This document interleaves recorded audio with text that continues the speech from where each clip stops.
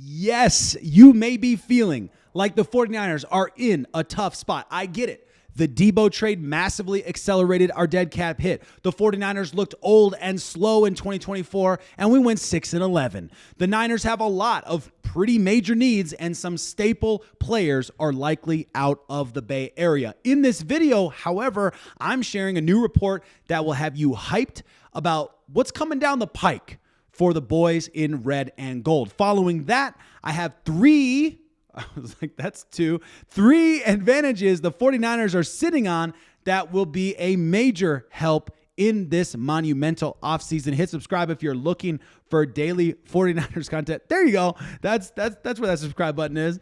Okay, Nate Davis listed the 49ers as a top 11 team best positioned to make major progress. Okay, let me say that again. He listed the 49ers as the top 11 team best positioned to make major progress, okay? Now, embedded into that idea of major progress, let's be fair, the 49ers underperformed massively. So you could say, well, you know, they had a bad season, and so of course they're going to have a bounce back. But that is not an of course. I am not kidding you. I cannot believe how many podcasts, YouTube channels, Twitter accounts, articles that I've read over the last few weeks that are significantly more doom and gloom than they were a few weeks ago. People are starting to get really concerned about the 49ers financial situation. People are getting really concerned, significantly more concerned than they already were about the age of this roster. There are lots of concerns out there, and I'm excited to tell you that Nate Davis is not on that side of the argument, at least saying this. They've already agreed to trade wide receiver Deebo Samuel. They've taken calls on wide receiver Brandon Aiyuk. They're working on a long-awaited extension for quarterback Brock Purdy, who's newly eligible for it, and that might just be the start. Though general manager John Lynch only has $33.8 million to spend at present, he is scheduled to have at least 12 picks in the NFL draft, the kind of bounty that can help open other doors for a team that's come up just short of its 6th Super Bowl victory so many times in recent years. There you go. All right. I'm telling you, there are 3 big advantages. And you know what? I completely forgot to make a little bit of a graphic for the final one. So we're just going to go for it. But let's start with the advantage of the draft. Okay. The 49ers have a distinct advantage with the draft. Of course, Membu with his primal screams, still probably one of my top 5 favorite 40-yard dashes I've ever watched in my life. I watched that at least 10 times and just absolutely love it. The scream with every 5 steps, a little bit of a scream, a little bit of a scream, and then just a full on letting it all out. It was pretty epic. But anyway, with the 49ers expecting 12 draft picks, that's based on the only number of time I've seen 12 is based on Aaron Banks going the Aaron Banks move based on that the 49ers could get a comp pick there. But there, Nate Davis saying it pretty confidently there. So there's no excuse, in my opinion, however, with 12 picks, there's no excuse for not fixing needs. Namely, the 49ers aren't going to fix their defensive line alone in free agency. I don't believe that. I don't think they have enough money, and I don't think they're going to prioritize positions enough to fix their entire defensive line in free agency. Exception, you go and get Myles Garrett. There's an argument for, does that fix your entire offensive line with one player? I'd have an hard time arguing against that. But what I mean more so is the number of players we need to fill out the defensive line. I don't see that happening in free agency alone. So the 49ers do need to find a way to go out there and draft. And Brian Baldinger said the other day that while nobody could fault the 49ers for drafting an offensive tackle at 11, this, according to Brian Baldinger, is the best defensive line draft talent since Ndamukong Suh. That's 2010. He was drafted in 2010 as the first overall draft pick, if I remember correctly. And I believe there were 2 in the top 3, two defensive tackles in the top 3. That goes back 15 years. That's basically what Brian Baldinger is saying. This is the best defensive line talent as a whole. So you're saying the total number of defensive line players that are top talents. This is the best he's seen since 2010. when I think I was looking this up earlier and I forgot the number. I think it was 7 defensive linemen went in the first round, and half of them were defensive tackles. Absolute monsters. All of that being said, you have to walk away with excellent talent because this is the year. This is the year that that every team should be walking away with at least one solid defensive lineman. You just have to.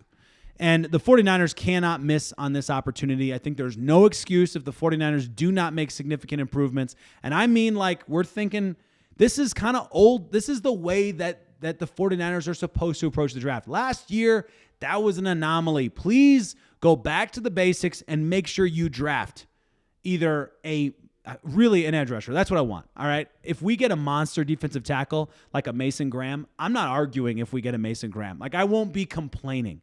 But, I do think that you can get, anyway, whatever. I don't want to go too deep down this rabbit hole. Niners also need to spend some draft capital on offensive line talent as well. That's something we cannot forget, of course. Like this guy right here, Membu right there. They need to spend some draft capital on offensive line talent. Probably not in the first round, but we'll have to wait and see how that plays out. They've always been looking for another pass-catching tight end, and I don't expect them to stop this year. Having all of these picks this year means that the 49ers can be more clever with how they use them. They can trade up. They can trade down. They can do some creative stuff to make sure that they get the best guys in every round of the draft that they absolutely have to have, that they have their eyes set on. So the 49ers, with needs all over the field, will definitely have more opportunities, an unusual amount of opportunities this current offseason to go address those needs and get younger. That's great news. I'm stoked about that. And that leads us to advantage number 2, because we're not going to fill all of those needs in the draft. We also need to get out there and do something in free agency. And I put Fred Warner on there for one particular reason. Nate Davis brings up the point about where we're at, how much we have in cap, which puts us kind of middle of the pack, roughly, in terms of cap space at $33.8 million right now. Okay. The advantage that we have in the free agency is we have several expected restructures happening in this offseason, namely George Kittle. That's the one that's had the most publication around it. So yes, George Kittle. The expectation is also that Fred Warner's getting an extension this offseason. That's been going on. That's actually been going around longer than the George Kittle stuff. It's just not quite as public about it. There's conversations going on. We don't really know what's happening there.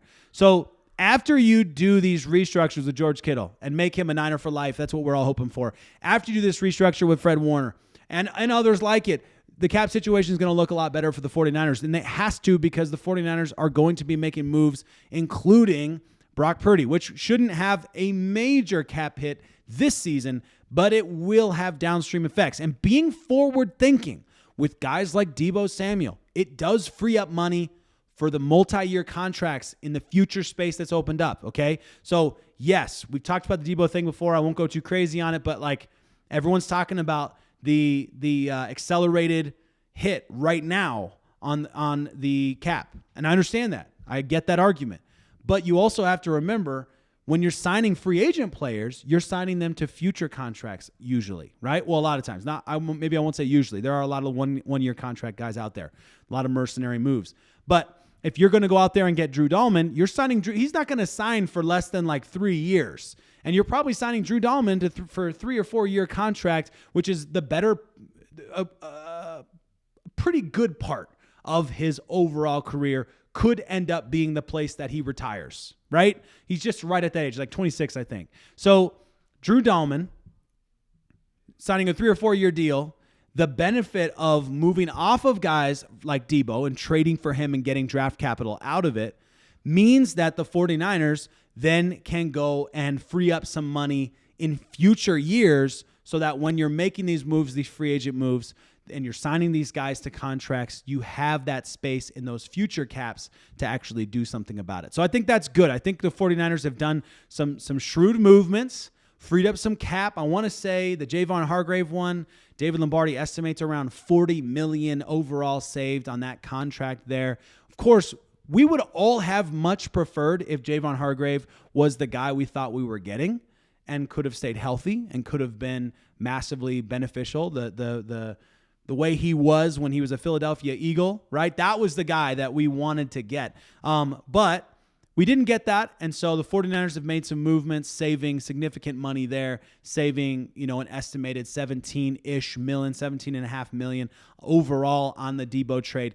Does mean that those multi-year contracts you're trying to do with guys like Fred Warner, George Kittle, or free agents does have more space. Number 3, finally, all the personnel in the world won't get you better at playing football if you don't have better coaching. And the 49ers went out there and they made sure this offseason they were improving at every coaching position possible. And that includes Robert Saleh, of course. That includes Gus Bradley coming in to work with him as well. That includes Brant Boyer. So the 49ers go out there and they don't just improve at the positions for each of those coaching roles.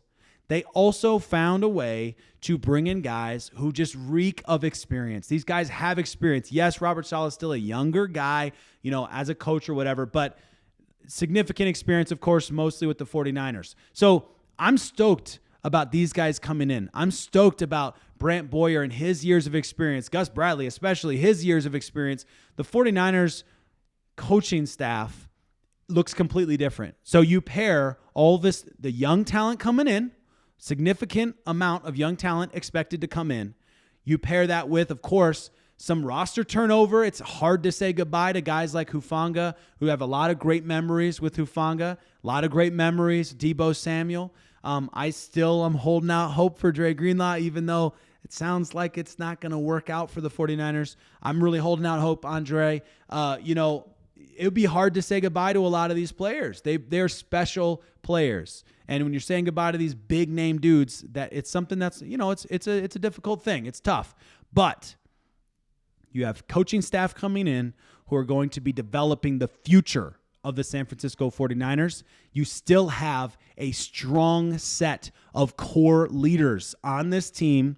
You have culture setters on this team and guys like Fred Warner, and Diamond Lenore is becoming one of those guys too. I shouldn't even say becoming. He has become one of those guys as well. So you have guys who are tone setters that are going to make it happen. Brock Purdy stepping up in his leadership. There are guys in this locker room that are going to help make it happen. George Kittle, of course, on the offensive side, like how could I not mention him when we're talking about culture setters? So I think between the coaching staff, between the established leadership that is chock full of incredible talent, I think there's a really good situation brewing for the 49ers. I'm most certainly on the optimistic side, and I'm definitely not doom and gloom. Not today, and I hope you're having a fantastic weekend.